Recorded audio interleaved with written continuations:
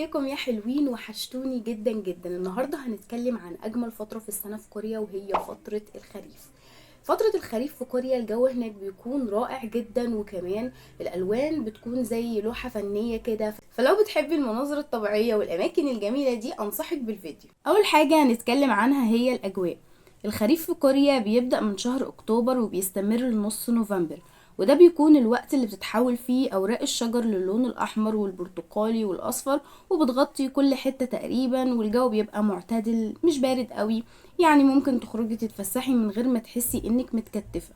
طيب بعد كده هنتكلم عن الاماكن المشهورة اللي فيها مناظر خريفية في كوريا. اول حاجة حديقة نامسان في سول. الحديقة دي بتبقى منظرها تحفة في الخريف، خاصة مع برج نامسان اللي بيبقى وراه خلفية كلها ألوان دافية، بتحسي كأنك في فيلم كده.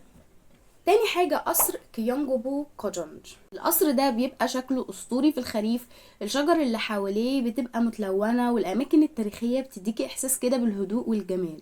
تالت حاجة جزيرة نامي. الجزيرة دي معروفة بتغيير لون الشجر فيها، وخاصة الصفوف الطويلة من الأشجار اللي بتبقى زي نفق كده من الألوان. الناس كتير بتسافر ليها مخصوص عشان تشوف المنظر ده وتتصور هناك.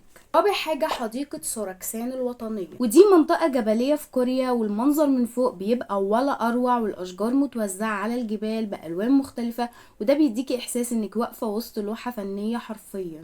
بعد كده هنتكلم عن أنشطة الكوريين بيعملوها في فصل الخريف. الكوريين بيحبوا يمشوا في الطبيعة وبيتفرجوا على الشجر المتلون، وبيستغلوا الجو الجميل عشان يعملوا رحلات زي هاكينج في الجبال. كمان في مهرجانات بتتعمل مخصوص للاحتفال بالخريف، زي مهرجان الأضواء في سول، والناس هناك بتتجمع علشان تتفرج وتتصور.